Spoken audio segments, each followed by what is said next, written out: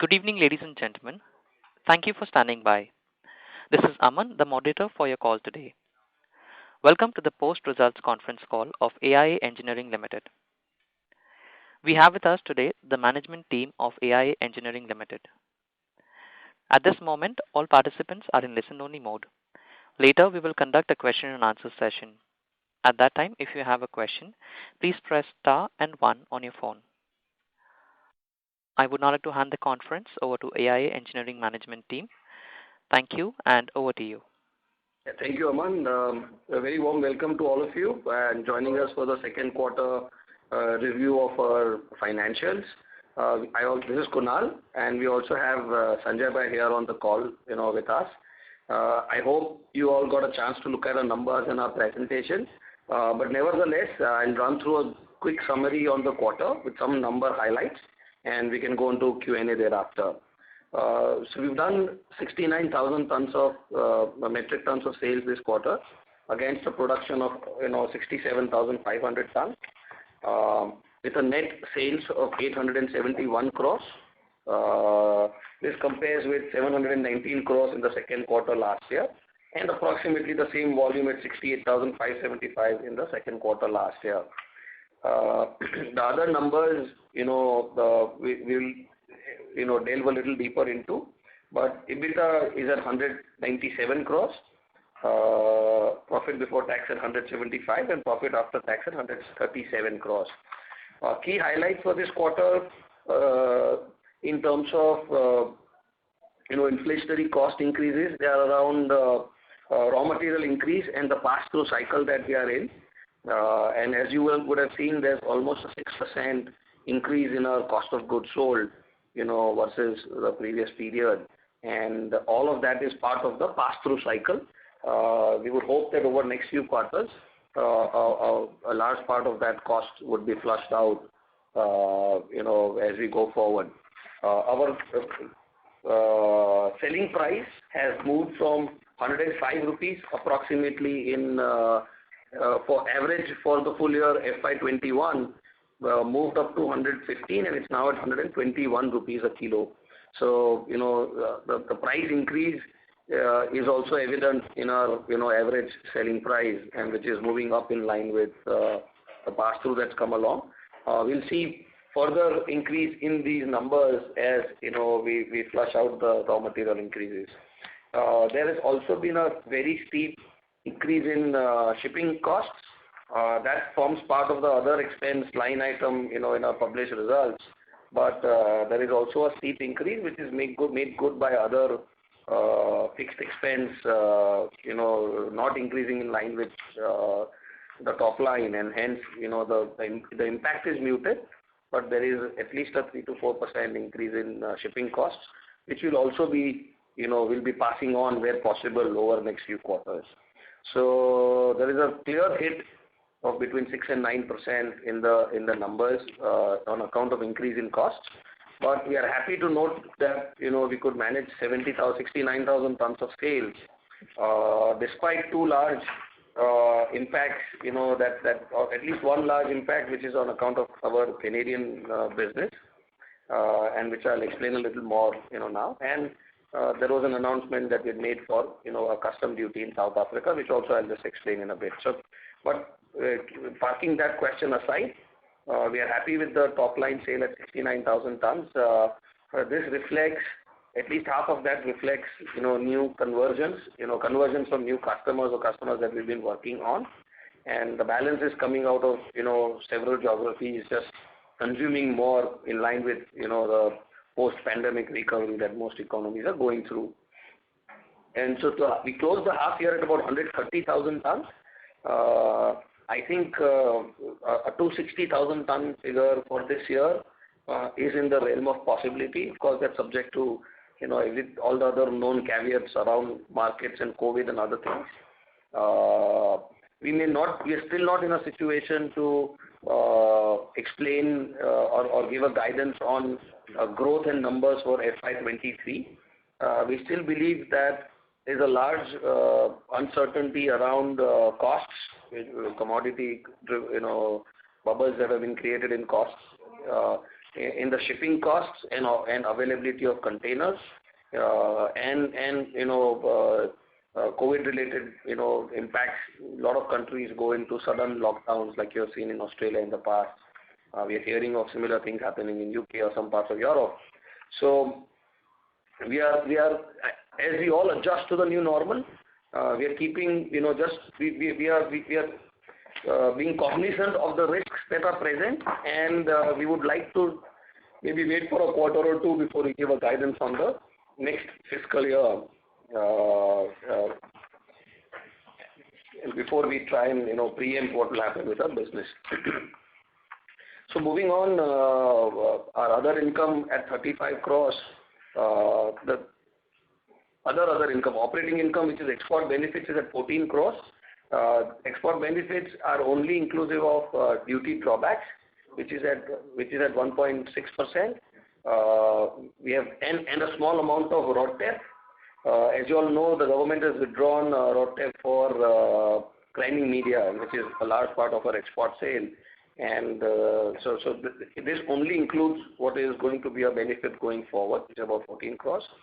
Our treasury, forex, and other income put together is about 35 crores for this quarter.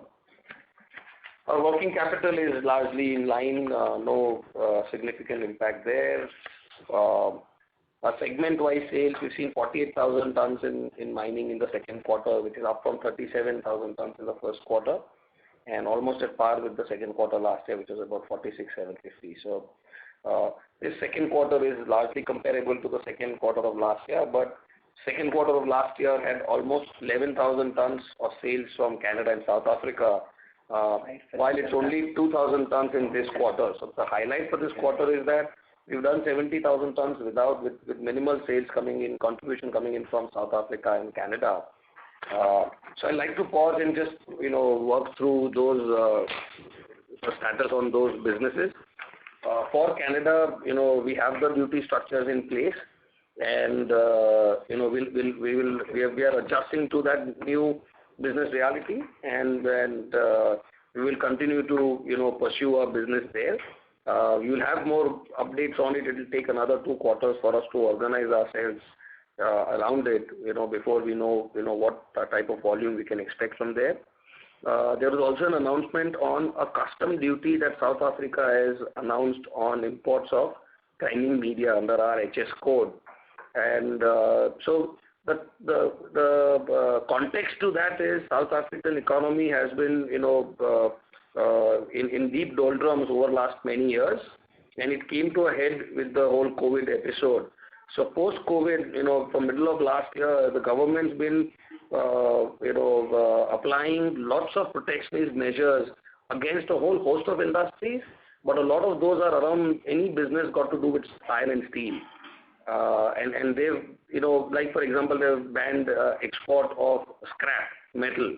So South Africa was a net exporter of scrap metal, and which has been ground to almost zero few quarters back. And likewise, so they've taken many measures. As part of this process, they've also applied a custom duty, to protect the local industry.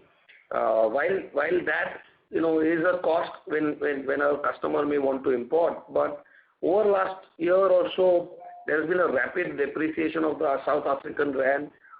Shipping has become, because that corridor was severely impacted, so the shipping cost has gone up significantly, So on both those accounts, in any case, there was a reduction in business, that had automatically accrued to that, So for 6 months this year, which was most of that period was without any custom duty, we had only done 4,000 tons versus historically we would have done about 14,000 tons, at least 13,000 tons in a 6 months of a year. So there was almost a 70% drop without the duty being there. So the duty has only worsened that situation. So in any case, that market stopped being an important geography for us, given their whole economic situation. So this quarter, for example, we've done only 1,500 tons to the South African market, and small 500 tons in Canada. So total about 2,000 tons, is what has come from Canada and South Africa.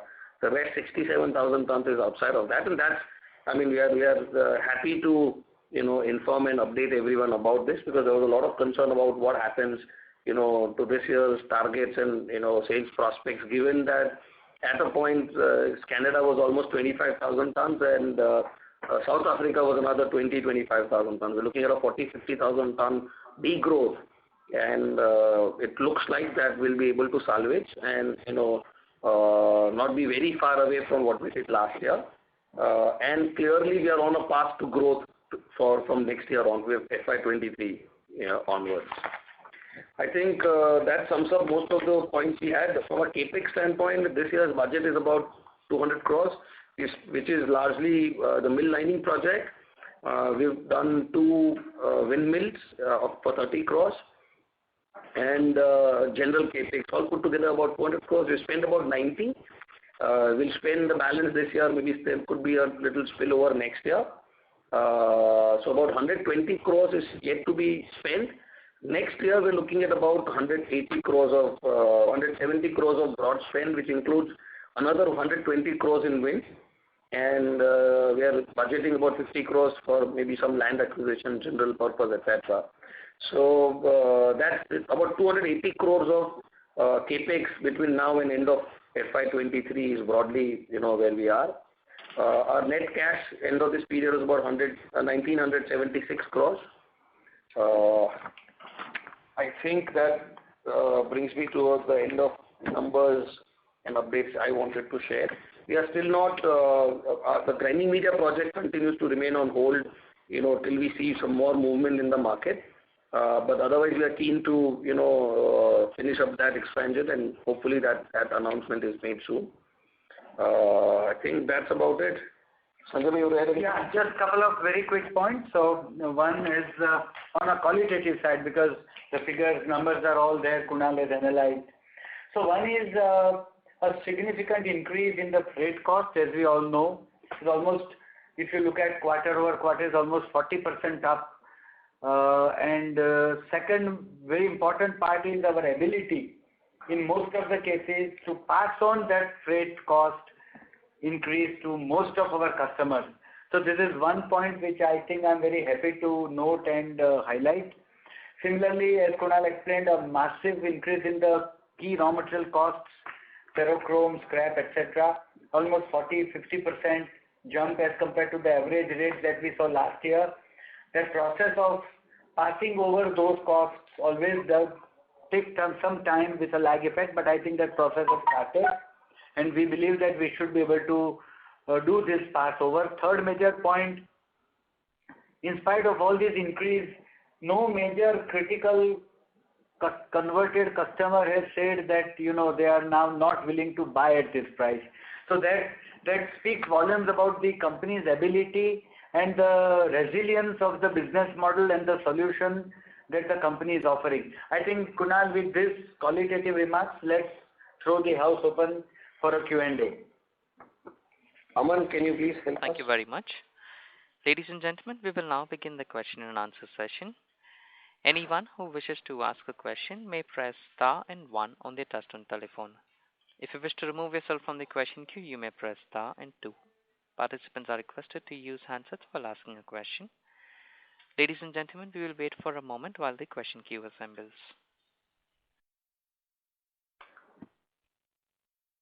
Our first question is from the line of Ravi Swaminathan from Spark Capital. Please go ahead. Hi sir, good afternoon, Kunal sir and Sanjay sir. Good afternoon, Ravi. Sir, my first question is with respect to the duties once again on Canada and South Africa. You had mentioned that the volumes are around 40 to 45,000 tons. I just wanted to get your sense, will this entire 40 to 45,000 tons would be at risk if these duties are imposed? And if at all, when they are imposed, so what kind of timeline we can see for this? And what are the kind of mitigating efforts that we are taking, either in terms of new geographies like Latin American, other countries, etc., where there are larger markets to try and win share? So, yeah, sure. So the duty does affect. It's not a small duty amount. So there is a material impact on all 45,000 tons of sales. But like I explained, 25,000 tons of South Africa would have trickled down to 7,000 tons this year. Okay. So that is not a duty impact. That's what I want to try and separate out. While the announcement talked about a custom duty, it is not an anti-dumping duty. It's a custom duty that a country has, a process to apply to protect its local industry. The context to that, the duties come along because the economy is not doing well the country is protecting its local industry by applying these various forms of protectionist measures across the board, right? And this happens to be one such product along, they'll do their own review and then apply, a duty structure. But that got born out of the fact that their economy was struggling, okay? So if we speak of the duty being there or not, the impact is 7,000 tons, not more than that, right? So South Africa is just a function of the economy. The duty will only mean another 7,000 tons goes away. So it's not material in the scheme of things. But for Canada, for sure, see, the duty came in as a large cost escalation for the customers, right? It requires both sides to understand what it means to, work on a mitigation plan. Now, whether out of that 25,000 tons we can keep 10,000 tons, or 5,000 tons is a question of effort. I think it will take 2 quarters before we know where we are. But also, more importantly, the shipping rates between India and North America are exorbitant right now, right?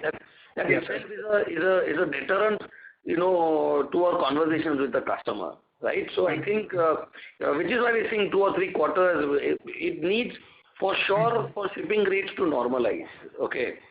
Got it. Because India to North America shipping rates are the highest across the world, and that's just a large amount that the customer cannot eat in any case, right? So with both geographies, there is an overhang which is not duty driven. That's what I'm trying to tell you today. So Canada is shipping driven issue right now. South Africa is their own economy related issues. Had the duty not been there, we would have still lost this business given this abnormal shipping rate and there being a local producer in those countries, right? I think as it normalizes, as the shipping rates normalizes, in next 2 to 3 quarters, we'll be in a much better shape to give an answer on what it means. I think we should be able to recover some part of that business. How much and what amount will allow us some time on that. And would the same shipping rates be a deterrent, at least in the near term, for you in Peru and Chile, that kind of Latin American countries? So to an extent, yes. But, as you know that our solutions offer value sometimes far higher than, the incumbent that is being used. But please appreciate the delta between us and the conventional product we are replacing becomes substantially larger with the current shipping rates, right? Got it. So the customers also want to pause and reflect on what's going on. So shipping rate normalizing is important to our conversion process, and which is why, when I explain we are not giving out a estimate or guidance for this year is on that account. We don't know what's going to happen with shipping, which is an important variable to our conversion process. But when we speak with a lot of people, that it looks like that it's not going to go away, tomorrow, but it may not be here for 5 years, right? At some point, it's going to stabilize at a certain level, and that's where, a lot more action is possible. So, Ravi, just to add, in some of the markets like Chile or whatever, Latin America or some other very important markets like Australia, etc., we have actually, there is a positive traction in notwithstanding the higher shipping rates. So, you see, the problem is that each and every geography, each and every customer, the solution and the potency is not the same. So wherever we are able to offer much better value, shipping people are comfortable. So, it's a function of many, many factors. But to make it simple, as Kunal explained, just because of this anti-dumping duty or customs duty, we are not saying that the entire volume of 40,000 tons is lost. However, in today's context, in those specific markets, given the economies with which we are operating, in today's situation, with this kind of rate and raw material rates, we don't want to commit on any volumes, but we feel that notwithstanding that little bit of duty impact, we will still be able to recover some quantities in a normal situation. I am repeating, in a normalized situation. And therefore, your assumption or your calculation arithmetically that 40 or 42,000 between these two countries is gone is factually not correct because anyway South Africa, Kunal explained, was anyway down a diminishing curve. Got it. Over. Got it. And so this year, sorry, I forgot. So you had mentioned, I was not able to. It was hard to hear. So you had mentioned that volumes would kind of be flattish this year for the company for the entire year. Last quarter, when Canada came along, we were looking at some reduction in volume for the whole year compared to previous year. It looks like that a flat volume is quite possible this year. Got it. We still have 2 quarters to work on it, but as we speak, it looks in the realm of possibility right now. Got it, sir. Thanks a lot, sir. I'll come back in the queue. Okay, thank you. Thank you. Any participants who wish to ask a question at this time, they may please press star and 1. The next question is from the line of Ashutosh Tiwari from Equirus. Please go ahead. Yeah, hi, Kunal and Sanjay bhai.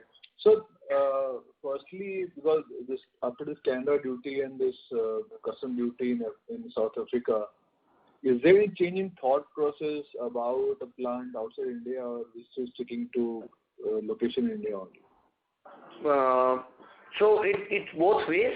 While there is an intent to set up a plant outside of India, that's a combination of a lot of factors. One of them being, so our business is global in nature, right? That's where it's moved from local plants to produce where it's the most efficient to produce, right? That's where global supply chains are moving. So just on a knee-jerk basis to go out and say, one country there's a duty, so let's go set up a local plant, is a very short-term way to look at it, right? I think we need to be where it's most efficient to produce and supply from. And as we speak, it looks like India is still that location for us. So while we are conscious and willing to look at other locations or making efforts towards that, I think as we speak, India remains a destination of preference, for all our manufacturing activities. Okay.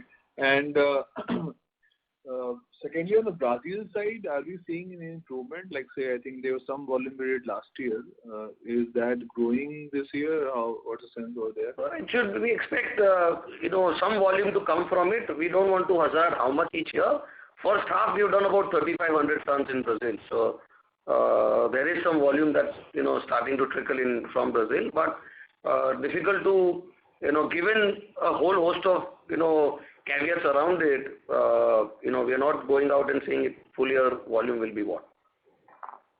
Okay. And like so, we've seen very good traction in the volumes this quarter despite Canada and South Africa. So is it like led by any particular mineral like gold or copper? Any sense on that? Where we're doing better today, which is doing basically. Gold and copper are seeing more traction, per se, but this growth is all rounded. It's actually gold, copper, and iron. All three ores have done well. Okay. And lastly, on the liner side, like the plant is now will come by March, or there could be some delay? Yeah. So all the visa process has started. We are seeing engineers come down. So current target is between February and March. So let's keep March 22. Is a likely commission date. Plus minus there, but I think it looks like light at the end of the tunnel now. Okay. And we had done some trials earlier. So has that, like say, the number of trials with different companies has expanded, or whatever we had done, say 1 or 2? Mill linings? Yeah, linings. Yeah. No, mill lining trial work. All that was contingent on the plant, and obviously travel. Right? Customers don't want to talk remote about decisions which require and affect their operations. So all that work has started now or will start soon depending on travel restrictions. So once the plant starts, it will take a little more time for ramp up, right? Getting the conversions, getting customers to place orders. I think we'll have more clarity. All our efforts in any case were constrained because of COVID and the plant couldn't come up. I think now that our plant is getting set up and some amount of travel has started, we are hoping that we'll have a clearer way forward in next 6 months' time. So mostly the volume impact of that plant will come through in FY24 or maybe second half of FY23. Exactly. Second half of FY23, but very likely in FY24 onwards, yes. Okay. And currently, how much liner volume we are doing in mining side? Between 15 and 17,000 tons each year. That's the mining volume. Okay. And lastly, on the cement side, how is the scenario now? Are we seeing very good pickup or India as well as outside India? What are your sense? For mining? No, cement. Cement is steady. We've done about, non-mining is about 20,000 tons last 2 quarters. So I think from approximate 75,000 tons, we should do about 80,000 tons. But there is a strong pipeline. I mean, there is a strong interest. A lot of cement companies are doing well. Some talking of expanding capacity. Many more of talking about that in India. So cement, I mean, there's a lot of action going on right now. But materiality to volumes is not so much. So. I got it. Okay. Thank you. Thank you. Thank you. Participants, if you wish to ask a question, please press star and 1 at this time. Our next question is on the line of Nitin Gandhi from KIFS Trade Capital. Please go ahead. Yeah, can you share some update on grinding media of Kerala unit? How much we have spent and how much is yet to be incurred?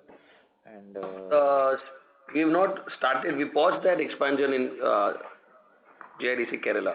Okay. But we must have incurred certain, right? For grinding media, no. The whole project is on hold. Okay. Thank you. Okay. Thank you. Our next question is on the line of Anupam Gupta from IIFL. Please go ahead. Good evening, Kunal and Sanjay bhai. What I heard is you said half of the mining volumes in this quarter came from new customers. So would you say that was particularly sort of pent up which happened, or will that be a trend which can continue for some quarters as your trials and as your travel continues to pick up?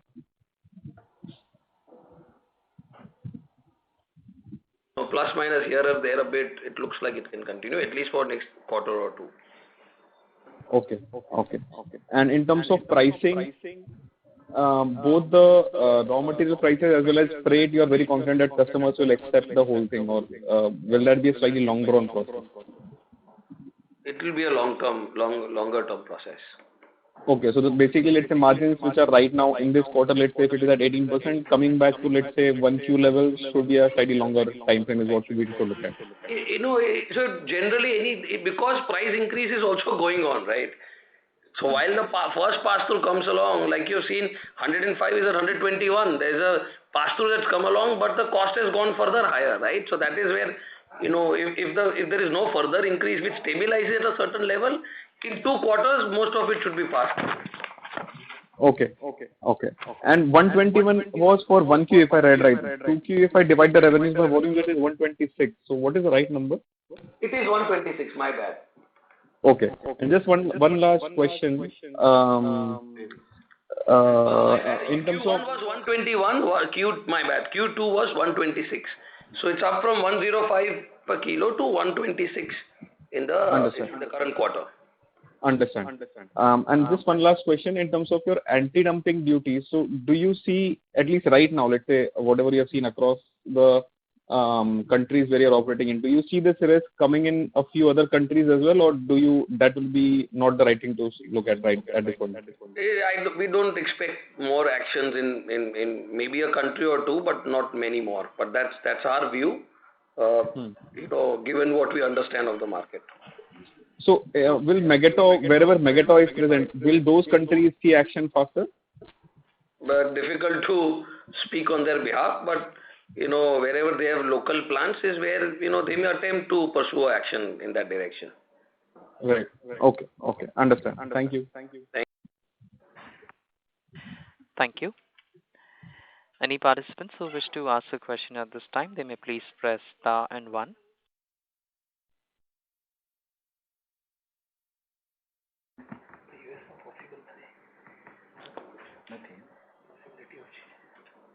I think, Aman, if there is no more questions, we can bring curtains on this call. I think there are three other conference calls today, so everybody's one question shuffling. that has come up in the queue. Okay. It is from the line of Shraddha Sheth from Edelweiss. Hi, Kunal and Sanjay Bhai. Good evening and congrats on a good set of numbers. Thank you, Shraddha. Yes. So just one question. With this anti-dumping duty and the customs duty in both Canada and South Africa, what will be our cost advantage on a like-to-like basis?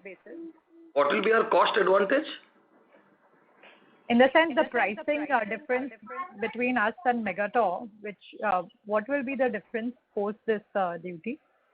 So, like I explained, the current duty that this conversation only limited to Canada right now, right? Because South Africa is anyways an issue given where the economy is going, and it doesn't seem to likely to improve in any time soon, right? So we're not looking at South Africa. As far as Canada is concerned, the point is not to, the point is to compete on a market price, right? Whatever is the market price, which is a combination of a lot of local and other factors. I think even with the duty, we should be able to work with the customer. A lot of customers want an alternate supplier, right? I mean, a lot of customers, as a practice, have two vendors for their supply. So it's not just a question of, price. Being able to supply the right quality and the right time, because this product, if it's not available, can stop their operation. So we would imagine that duty is just one facet of this conversation with the customer, but supply consistency and quality and performance are the other aspects, and based on which, we are hopeful that, we should be able to resume our business in Canada. But how far, how soon, how much is all an effort. So we will need some time to reflect and posit on what will happen out of it. Right, but this is not possible as to because of our solution-based approach, and hence what is the pricing difference post that? We don't know the competition. We don't know the competition costs, Shraddha. So I mean that does not help us knowing what the other company's cost is, right? We have to work with what's in our hands and our control, and which is our solutions that we design and offer. Sure. And just lastly, wanted to understand this incremental volume, despite us losing out in those two geographies, has mainly come from which geographies? Possible to give some color? It's India, there's Africa, and there's South America. I mean, I'll just leave it broadly, to that extent. Okay. There's little growth in India, some in a couple countries in Africa and South America. All right. Okay. Thank you. Thanks. Thanks, Shraddha. Thank you.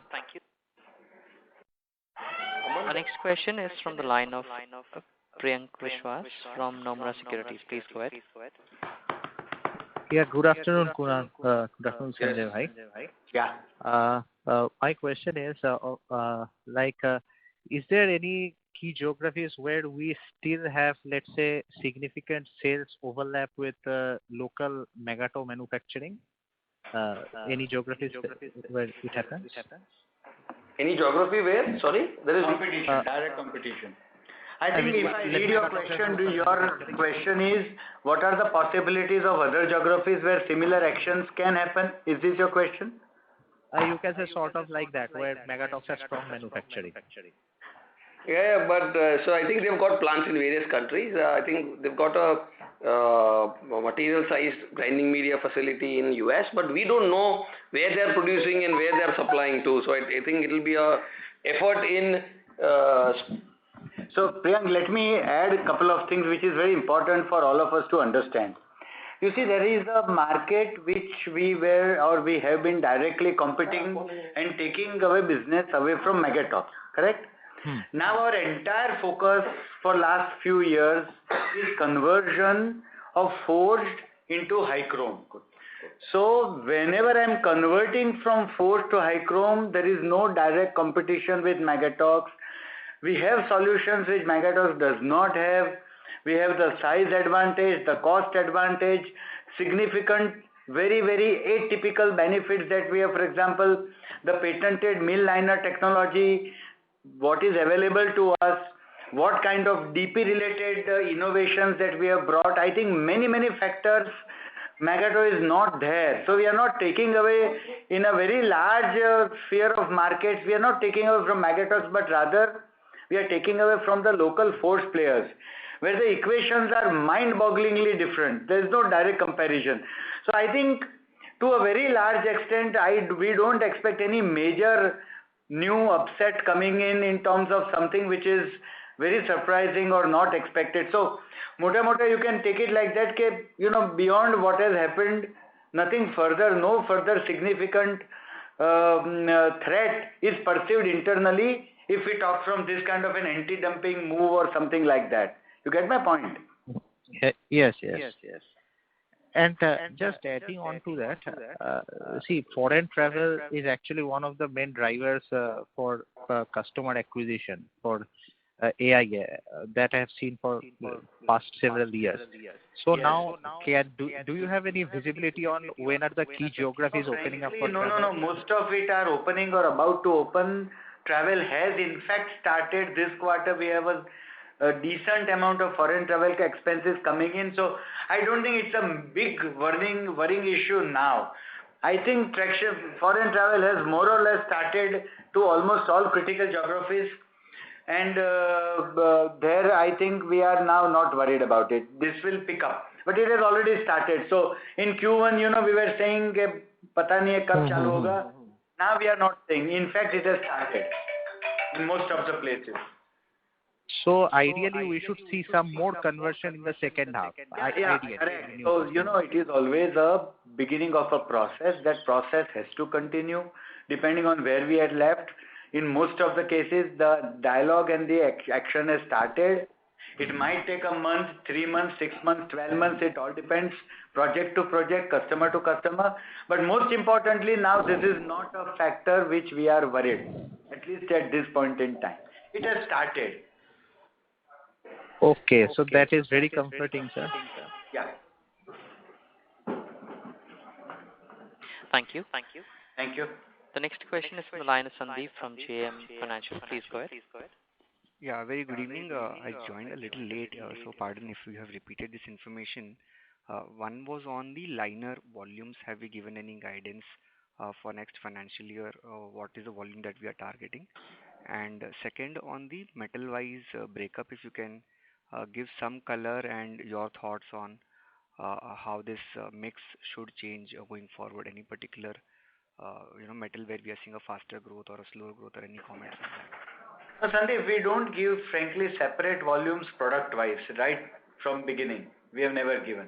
Okay. So just whenever we have given some segmental data about mining versus cement, it was just to give an idea to the investors, fraternity in general, that yes, things are moving the way we have perceived.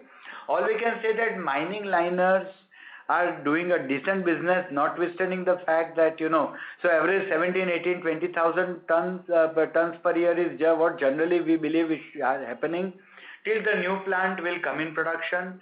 The new plant, the bottleneck was engineers were not being able to travel, but I think now they've started, and we expect the implementation activity to commence with full swing now, and hopefully by February we should be ready. So we have conservatively given a target of March 22 as the date when the new mill liner plant will actually come in production. That means uska impact aayega 22-23, but full year would be 23-24. So it is in 22-23 partial, and 23-24 you should see more and more liner business coming to our fold. But very importantly, our strategy is a liner is sort of a multi-product strategy where it will also add a lot of grinding media tonnage and vice versa. So it's not only the mill liner 50,000 odd ton capacity we are talking about. We are talking about a significant incremental grinding media also following. If I enter a mine with a liner solution, I will always also push as a line item the grinding media and vice versa. You get my point? Yes, got it. Second was on the metal-wise, if you can also give some color, specifically, which of them are doing better or where you are forcing a faster growth versus the others? I think we've got a strategy for each of the metals, right? So it's just that gold and copper look to be structurally on a bull run, just given the supply, end use. Gold as a safe haven currency in itself, and copper because of the electrical wave that's coming in terms of distribution, electric vehicles, etc. So both of those will see demand being generated and new capacity being added, and where we have an extra bit of solutions in terms of being able to increase yields, etc. But with the mill lining solution, we should be able to target all three. So I think from where we are at a base that we are at, all three metals are of absolute interest. And lastly, given the kind of cash balance what we have, any thoughts on having overseas acquisitions, especially in this disruptive time of COVID? Would you want to have a facility in one of your key geographies? Not really. We are not looking to set up any facility outside of India at this time. No, even acquisition, no. Or acquisition, yes. Nothing on the agenda right now at all. Nothing on the radar. All right, sir. Got it. Thank you so much. Thank you. Our next question is from the line of Bhavin Vithlani from SBI Mutual Fund. Please go ahead. Yeah, thank you for the opportunity. Could you just help us understand what is now the sea freight as a percentage of the FOB price currently? Sea freight is a combination of the distance, etc. So the percent actually is not comparable, but for this quarter, on top line, I'm not saying export sale or FOB sale, is about 10-11%, which is historically about 6-7-8%, Total freight, I'm saying, which includes export and domestic, total freight as a percent has gone up by 3% as a percent of sales. The second question is any probability of further litigation that we could do in Canada or in South Africa, or was it like the ruling which has come is final, that there is no further, like how we can go from High Court to Supreme Court in India? As of now, never say never, but as of now we don't have, there's nothing on the table right now. Oh, sure. No, so the question was are there any higher courts that we can go, or is there international forum that we can? There could be, different forum, but generally not pursued, right? So I think in Canada, we'll have to just adjust to the reality and work with. In South Africa, it's a custom process. So as an individual company, how to participate, we'll see, But as of now, there is no other, even if there are, because it's a long drawn, expensive process, I think there's no other plan to pursue, because, nothing that's typically pursued by, exporters. Sure. So, just on a net basis, let's say in countries like Canada or South Africa, our cost increase versus a competitor is about 20% if one takes freight into consideration. No, say again, can you repeat your question? The cost increase that have happened after the duty action, our cost for the end consumer have gone up by 20% vis-a-vis what it was, say, a year ago compared to a competition. Canada and South Africa. I think. In general, correct? Yes. So what's your question? If I understand correctly, are we able to pass it on? The question is that our costs have gone up by 20% duty action plus the freight.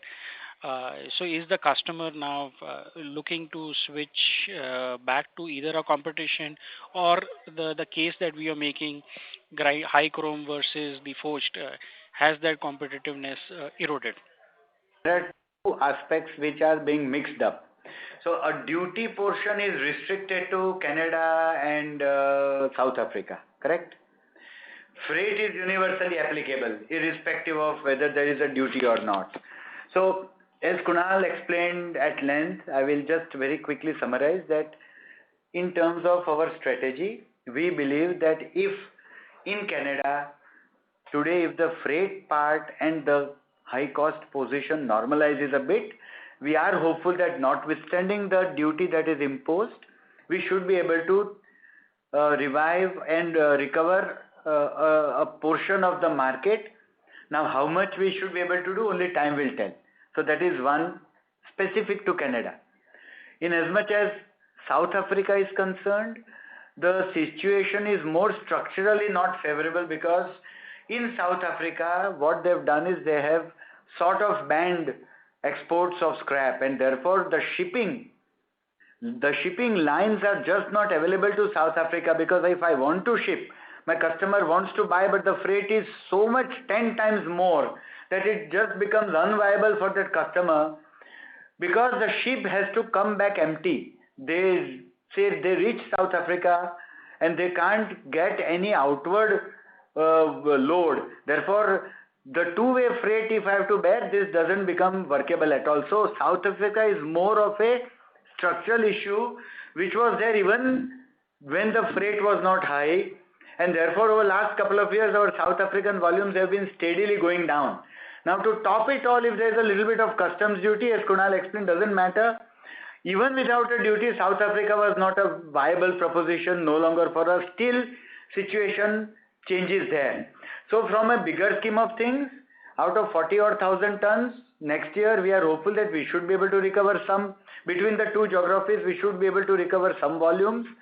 Notwithstanding the fact that those volumes may or may not come, we still have enough avenues of growth, which is evident from the fact that this quarter we have done a 69,000 tons, irrespective of the fact that South Africa played a very, very small role in that, and Canada was also practically absent. So what I am trying to say, that there are many, many more geographies where we are totally concentrated upon. Other parts of Africa like Ghana, etc., Australia, Latin America, there's a lot of business which is in offing, and therefore this should not become a major consideration from our standpoint. Talking of freight, wherever there is a very steep freight, if the customer value addition is very high, I think in majority of the cases we have been able to pass on the freight cost to the customer, and customer has agreed to pay and he is paying. That means for him, even if a 25, 30, 40% higher freight is still okay, because the value addition and the benefit that is getting is significant, and this statement is true for almost all critical key customers where we have converted. So I think from that standpoint, we are not worried that we should not be able to pass on the freight. Having said that, it is not universally true in every case. It all depends what is the value addition, what is the product mix, what is the customer who is converted from which force player, etc., etc. But broadly speaking, we should be okay to maintain our growth without any major problem, given the robustness of business model of our company. This is last question. Raw material to sales, we have seen on a YOY basis has gone up by about 9 percentage points. Where is it that we expect it to settle out, and consequently what's the level of EBITDA margins that on a sustainable basis we could expect?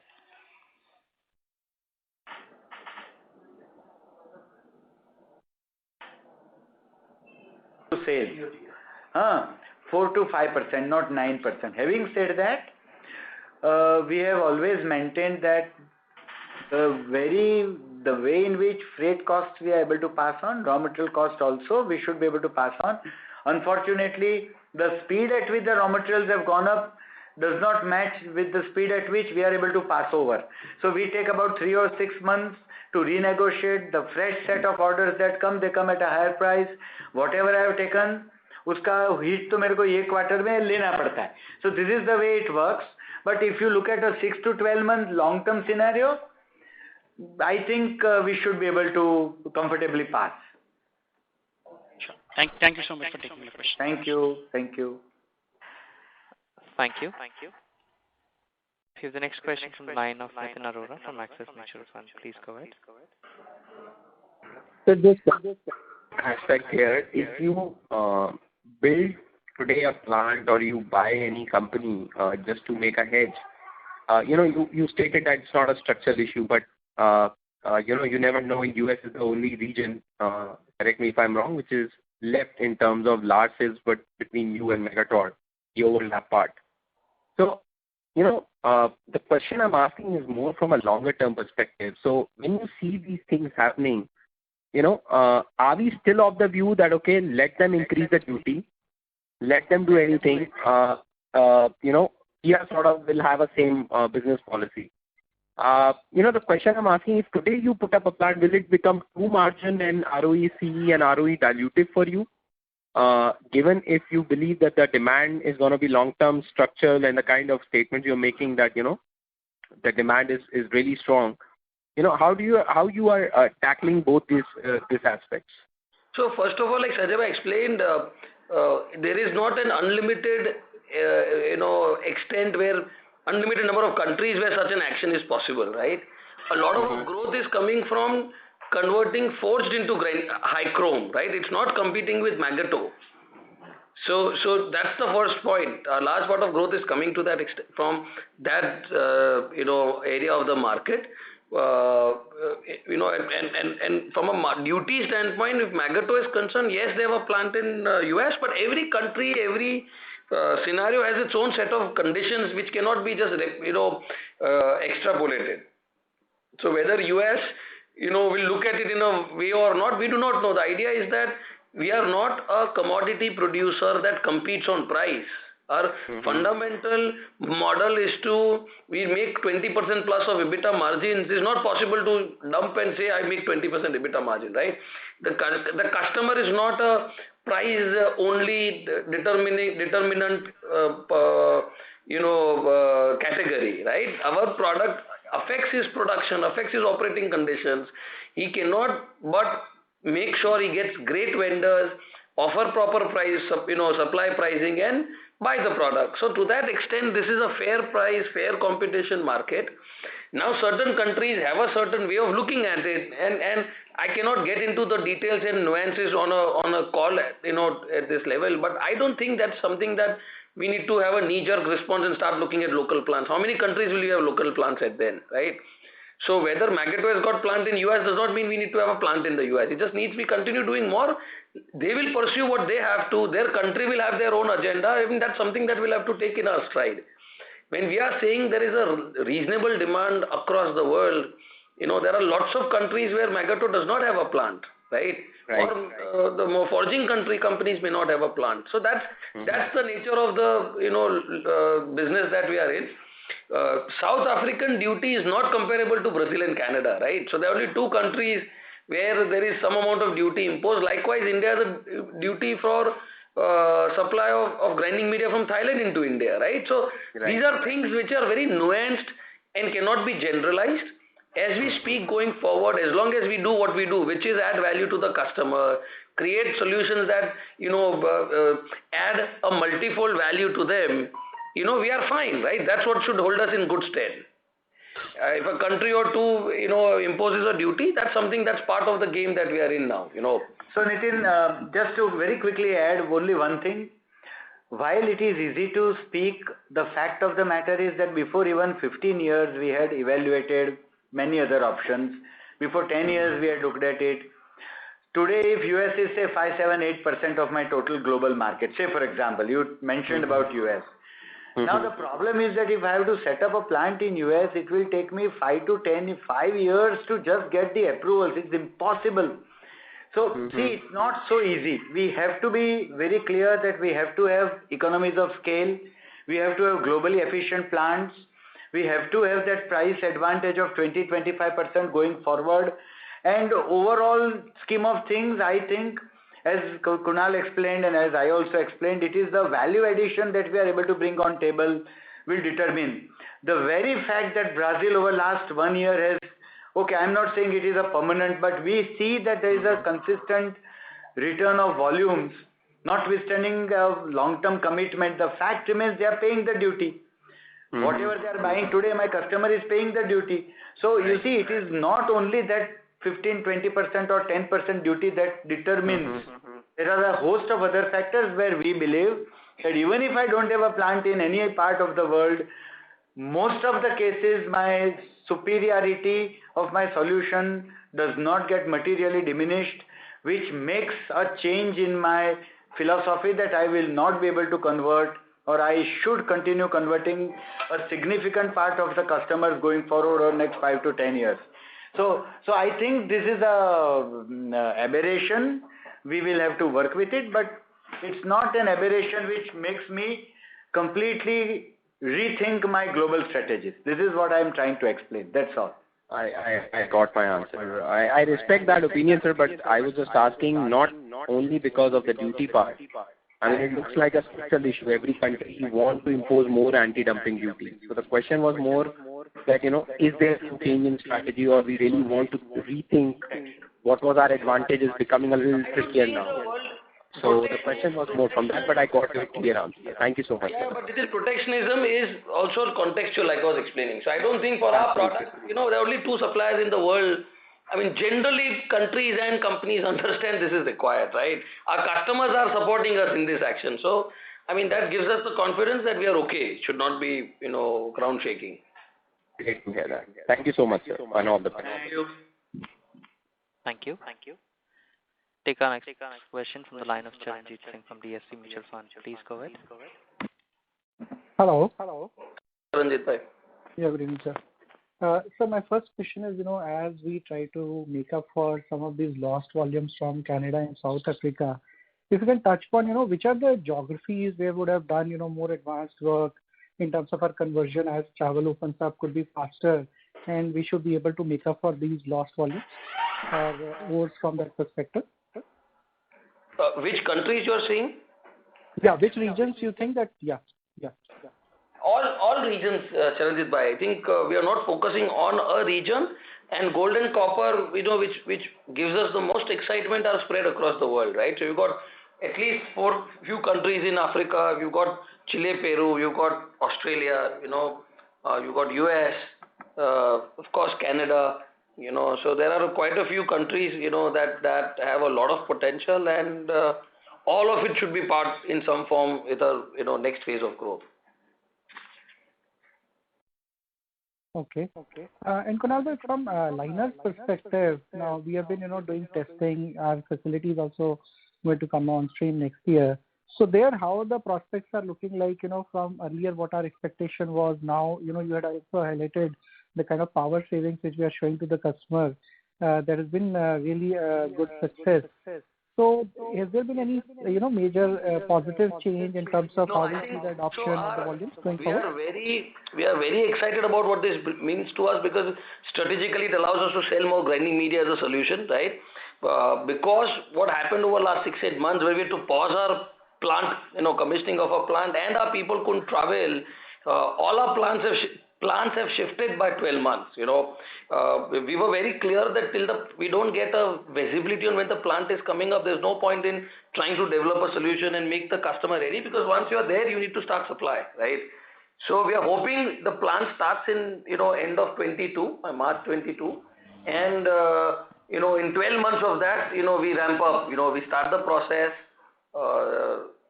start talking to the customers, or we're starting to do that now.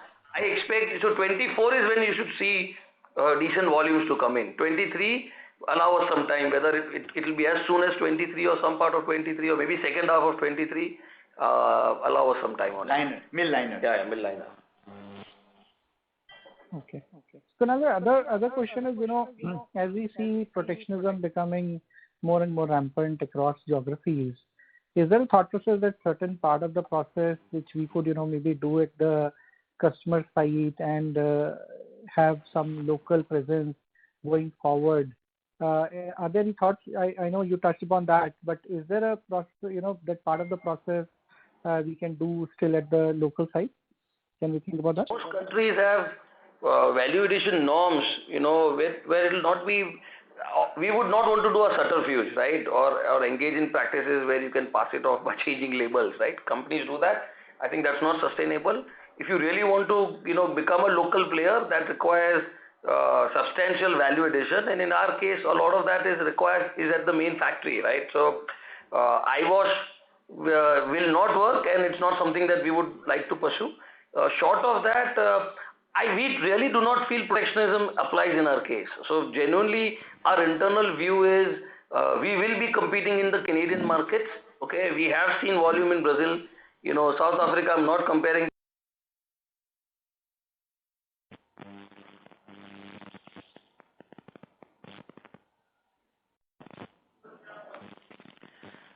Sir, you're not audible. Hello?